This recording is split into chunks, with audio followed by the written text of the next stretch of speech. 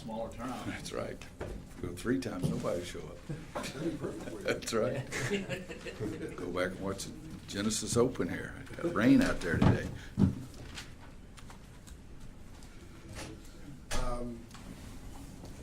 What have you seen? Virginia's been struggling a little bit lately, but what have you seen from them that concerns you about the way they play? Obviously the defense, but overall and Well, you know,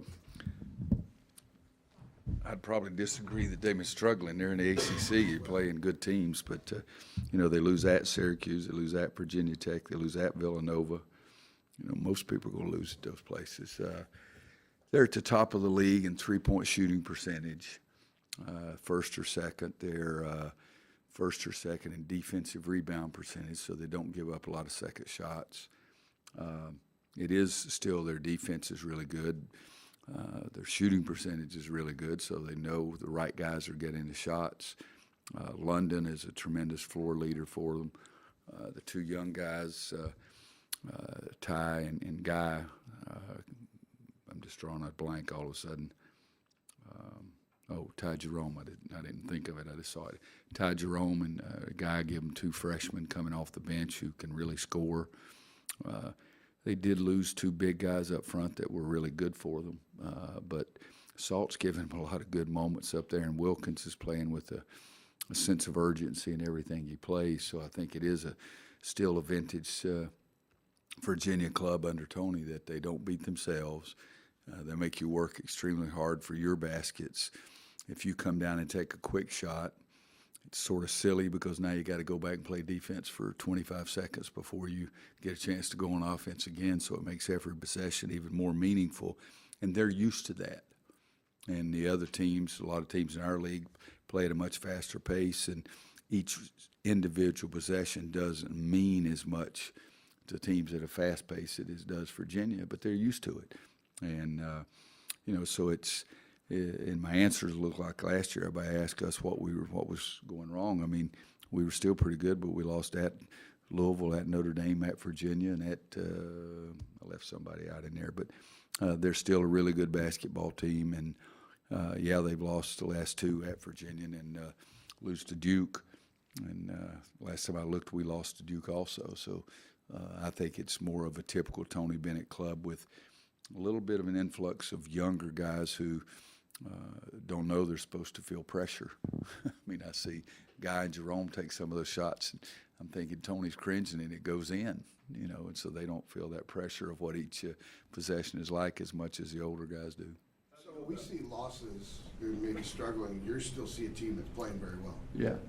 I mean, the other night in the Virginia-Duke game, I mean, all of a sudden you don't expect a guy to make 4 threes in the last, whatever it was, 4 or 5 minutes in a row. And I'm at the 12-minute mark of the game today. I've been watching it today, and they're really a good basketball team. How do you go about preparing your team for the vast difference in pace, style of play, and all that kind of stuff?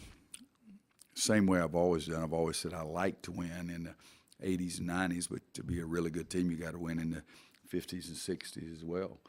And we understand that. And so you talk to them about it, you practice it, get the blue team to be more patient with their shot selection, and get the white team to make sure that they get a better shot, not just the first shot they look at, but the first great shot they look at is what you want. But, you know, it was we played really, really well last year in the ACC tournament and win the game by 4 points, 61-57. And, you know, we played pretty good against Indiana a couple games later, and I think Marcus made 4 threes before the first time out. So you got to be able to play the game. If you can only play one way, I don't think you can make a consistent run through this league for sure, but even nationally, I think you got to be able to try to play and be able to play more than one way, because you're not always in charge. If we were always in charge, it would always be 90 to 100, but the other team has a right to do that, and they choose the way that they play. Are those always kind of weird practices for you, having to slow your guys down and watch that and stay there? Not really. I'd like to take a great shot every time. I mean, I was ticked off the other night. Some of the daggum shots we're shooting over there, and we got a 20-point lead. So I like great shots. If they come the first 5 seconds, that's more fun. But if they don't, if it comes between 25 and 30, I still rather have a great shot than a mediocre shot. So it's just the way you want to play. I play golf faster. I don't take long in golf either. So it's what it is. Roy, Larry Fedora, over the years, like for Georgia Tech, for example, with that triple option, they'll devote a day or two randomly to focus just on that. Do you do that in the preseason and throughout the course of the year to devote to some slower tempos? No, we try to do what we do and know that over the course of the season, if 32 games, that you're going to have to change. Because, again, I mean, around here, everybody thinks it's only what we do that makes a difference, but those other people have a say in it too. So we do prepare, talk about it a lot, but if it's my choice, I'd try to get Tony to play the way I like to play. But he feels really good about the way that he plays, and his choice is to try to make it a little bit slower. And they take really good shots. I mean, they're a good offensive team. I saw one graphic the other night, the number of shots they take in the last 10 seconds of the shot clock. I don't like that for us. But, he's a big-time basketball coach who does a great job. And so, again, it's not all in our control. I mean, we can go run and trap and double, and so they'll make 2 passes and dunk it. Now, how smart do you feel? And that kind of stuff. So you just got to try to force the tempo without giving up what you truly believe in. What was your reaction just to the news out of Raleigh yesterday? With the news a couple of days before, you know there's something out there. It was disappointing. I'm a coach. I'm not an athletic director. I'm a coach. I think we should fire more athletic directors.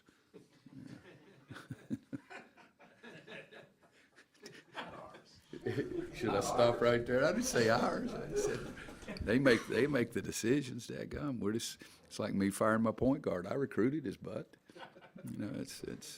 No, I'm trying to be a little humorous there because it's a sad thing because Mark's whole family's got to go through it. It's not just him. I do have one strong feeling, and I've said this forever. Got me in trouble with my athletic director at Kansas before I left there. I don't think any college coach should be fired during the season. It's college basketball. It's college sports. It's college athletics. If you want to make a decision as an athletic director, that's your right. But I don't like that part of it. But I'm not the athletic director. I'm definitely not the athletic director at North Carolina State. And she had to make her decisions, what she thought was best. But I have always had that feeling that no college coach should be fired in the middle of the season. So I was sad for his family, and it's hard. Coaching's hard in this league, but firing a coach is not always the answer. Do you have any signature memories of the games against him? Yeah, some good, some bad.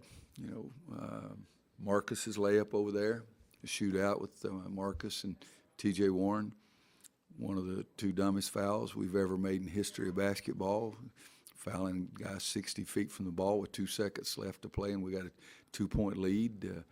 So I've got memories good and bad, but it's been they've been some big-time games. I mean, they really have. And Marcus I was about willing to see if we could get the kind of ball they used over there and just paint it and make it look like a Nike ball and let him shoot with that one all the time because he made a bunch of shots over there, made more shots over there than he ever did here. You must have liked seeing him there the other night behind the bench. Never saw him.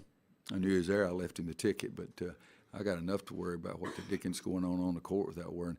I always check to see if my wife's there, my kids are there, or whatever. And other than that, I don't really look around too much in the stands. What do you make of the discussion anytime they have a vacancy that it's so tough because Roy and Kay are right there in the backyard? Do you kind of chuckle when you hear that?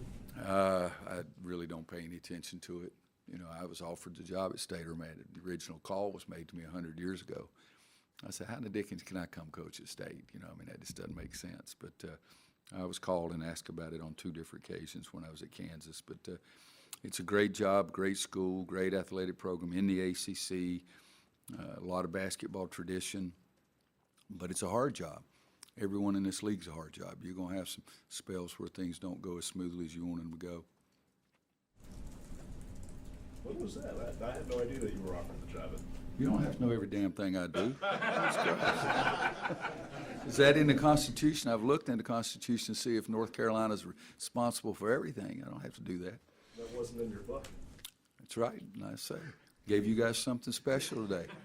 All those jerks that didn't come over here because they're watching the golf tournament, they're smarter, but they didn't get what you got. Well, since you brought it up, how many jobs were you offered before Kansas? Oh, that was pretty easy. 3 or 4. I almost took one, but didn't do it. That was in the book. You shouldn't have read the whole thing. No, Tim Crows did a great job. If I'd written it by myself, it'd have been terrible. Anybody else? Yeah, I got some. What do you expect with Kenny Williams out? I mean, how's it going to kind of change how you approach rosters and lineups and things like that? Well, it's nothing to do about rosters. We can't pull anybody up from the D League, so we don't change that. But he was our best perimeter defender. I sure can't get Kennedy Meeks to play defense on the perimeter like I had Kenny doing it. And so, oh, are you part of the media now? Yeah, that's good. You asked me a question, I don't have to answer yours, I can tell you that. You're all right. I'm not a little pressure, you go running out. Good God Almighty. He was our best perimeter defender, and when the jump shots went in, he was really a talented player who really helped us a great deal.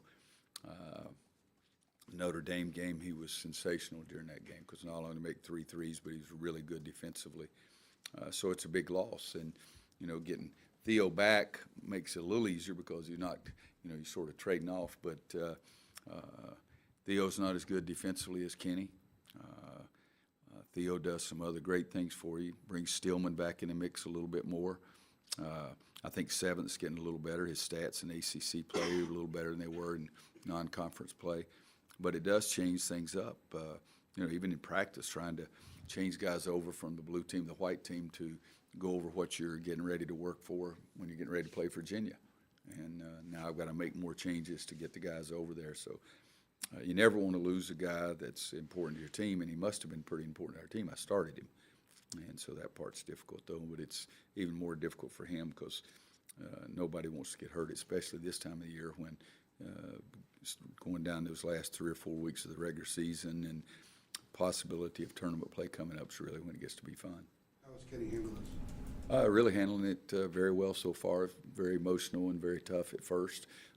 But if you'd seen him on the bench when Seventh made the spin move and laid it up, he was pretty active, jumping around on one leg. I asked him if that was a new dance routine, but he's doing well. He's already been in to see me this morning. There are a lot of prime ACC games these last 3 or 4 weeks, and it seems like it's kind of made for TV purposes. Tell me it's the computer, boys. I'm only telling you what they tell me. They say the computer does all of it, which I think is questionable. But, yeah, we play Virginia twice in 9 days, got Louisville, got Duke twice in 2.5 weeks or whatever it was. So, but there's a lot of teams that really have some big-time games right now, and maybe it's that way in every league. Ours is you can sort of hide behind anything because it's an unbalanced schedule. If it was balanced, you play everybody twice, you'd have to expose yourself a little bit more about how those decisions were made. But, they can say it's a computer driven by me, and that's okay because I can't even turn the daggum thing on, so I don't mess with it.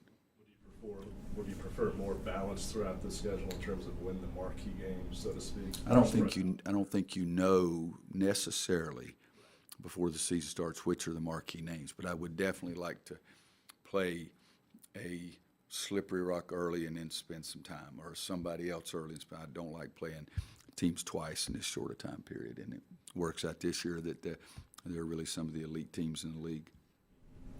I know you have a lot on your mind during the season, but has it ever crossed your mind helping and assisting? Has it ever crossed your mind helping and assisting players for their career after college? Is that ever a goal for you? Only every day I breathe. I mean, I may have misunderstood the question. I mean, every day I do things to try to help our guys. I mean, I was on the phone today with Nick Collison. He played for me one school ago, because that's part of my job. I talk to guys all the time about what they're going to do, when they're going to do it. I'm making calls all the time, trying to help them get situated. Is that what you're talking about? Oh, yeah, it never stops. It never stops. Specifically for Justin, he going to the combine this summer. And Whoa. We're not talking about the NBA. I could give a Right. flip. The NBA is even alive right now. Damn, it's college season now. As soon as the season's over, we'll talk about it. Justin and I talked about it. Are you going to ask me a question today, too? Kennedy came in here and wanted to ask a question. Okay. No, the focus has got to be on our college season. But yet, you can ask every player that's ever coached for me. I'm always concerned about them individually, and we talk about it all the time. But right now, we talk about North Carolina. I've got 4 kids that signed with us in high school. I have not spoken to one of those kids and talked to them about their jump shot because I am not their coach right now. Their coach is trying to get them to be the best high school player they can be. At the end of the season, I bring every kid in, and we talk about what kind of job he wants, what he wants to be doing in 5 years, 10 years. Will he contribute to my retirement account or anything and everything? But there's a place and a time for those conversations about everything, and not just what they're going to do. But I'm even dumb enough, I'm sending out little postcards to every player that ever played for me that says thanks, because there's an 800 number on the postcard, and thanks for their part in doing this. So I think I have contact with them all the time about everything. Justin's here. Yeah. Justin.